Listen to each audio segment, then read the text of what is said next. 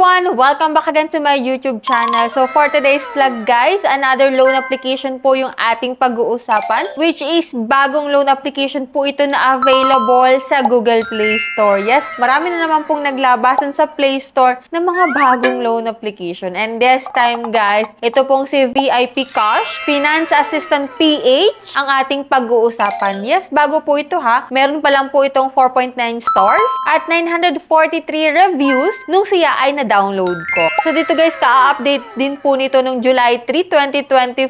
So bagong-bago po. So tignan natin kung ano yung pagbabago sa services nitong si VIP Cash. Dito po, ang pinapaloan niya is up to 50,000 pesos. So if ever na tayo ay first time, magkano po ba yung ating pwedeng mautang sa bagong loan application na to guys? So check natin guys kung legit siya. At ako muna yung magta-try para sa inyo guys para makita natin yung loan details niya syempre. At kung kailan natin siya pwedeng bayaran. Ito pa ay hindi 7 days. Ito ba ay may mababang interest? Yan yung aalamin natin dito guys. Pero bago yon, if ever na hindi ka pa dyan nakasubscribe sa aking YouTube channel, nako, i-click mo na po yung subscribe button. Turn on the notification bell para updated ka sa mga vlogs natin and sa ating pa-weekly GCash giveaway. So, every Monday po ha, 5 lucky winners po yung aking pinipili. So, paki-follow na rin po ako sa aking other social media accounts. Ito po yung aking second account sa YouTube. Ito po yung aking third account and sa aking Facebook account. So, paki-follow po ako doon para if ever man na may katanungan kayo about sa mga loan application is pwede nyo po akong i-PM doon. So much for that guys. Puntahan na po natin itong si VIP Cash na nagpapaloan daw po ng 50,000 pesos. So, if you are interested sa video na to, so keep on watching.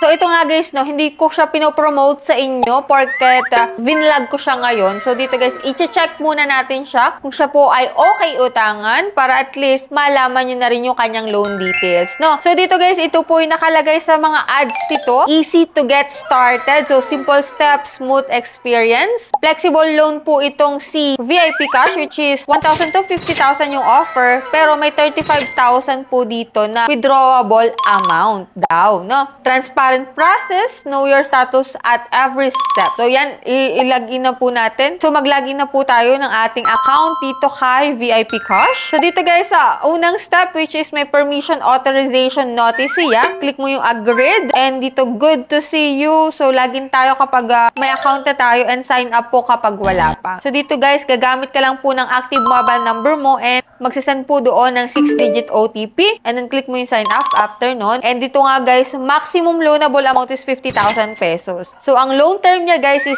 91 days, which is 3 months yon, up to 360 days, which is maabot halos ng 1 year. At may daily rate po siya na 0.05% daw. So, dito guys sa baba, may nakalagay na VIP Cash Lending Corporation na SEC registered daw po siya. Anyways, hindi naman porket naka-registered sa SEC is okay na siyang utangan. Kaya nga po, nire-review natin para malaman natin kung okay ba talaga. So, click natin yung apply. And dito guys, meron siyang access app list permission. So, click lang natin yung continue dito. And ito po, mag-upload po tayo ng ating one valid ID. And ito po yung mga pwedeng ID dito. So, kung meron kang isa dyan, makakapag-proceed ka sa next step. And ito nga po, complete your profile. So, contact information, 3 number lang po yung kanilang hihingin. May facial recognition din sila dito, guys. And after nun, guys, magsiset up ka na po ng withdrawal account mo. Which is, pwede nga lang po ito sa e-wallet or bank card. Pwede po sa GCash, Maya, and GrabPay. Yun lang yung options, no? And then, after nito, nakalagay dito, guys, na thank you for your loan application. The review will be completed within 10 minutes.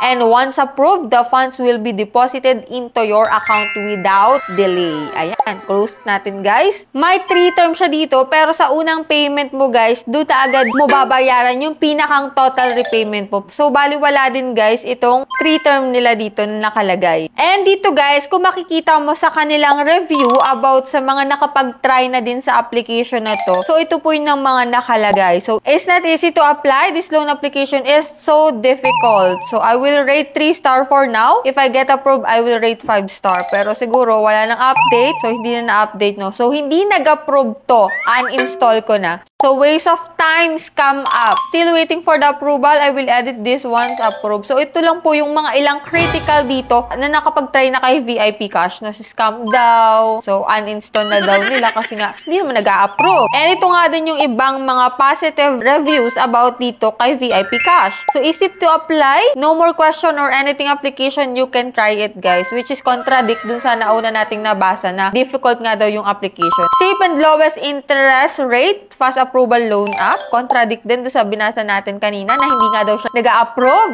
So, easy to use. Faster disbursement. Hindi ko rin sure, guys. Kasi wala namang nakalagay dun sa ibang review na mabilis siyang mag-disburse. Kasi nakalagay dun, guys, is hindi nga daw sila nag-a-approve. So, dito, guys, kung mababasa mo sa ilang review, hindi ko sure kung totoo yung mga nakalagay na positive review. For sure, true talaga yung mga nandun sa critical review, diba? At kung makikita mo rin, guys, yan, rejected po yung aking application dito. So, after 14 days, pwede na rin daw po akong mag-resubmit ang aking application. Kung makikita mo nga dyan, no? Application not approved. Please revise and resubmit after 14 days for faster review. So, yan po yung meron dito kay VIP Cash. Nasa inyo na kung magta-try kayo dito or hindi. Kahit sabihin pa natin siya na bago, guys. Huwag agad-agad tayo mag-i-install ng mga bagong loan application hanggat hindi pa natin alam kung okay yung application. Malay mo nga naman, nagko-collect lang siya ng inyong mga information. So, nasa inyo na yun, guys, kung kayo magsasayang ng oras sa mga ganyang application. Pero at least, nasilip natin tong si VIP Cash. At the end of the day, kayo pa rin talaga yung magde-decide,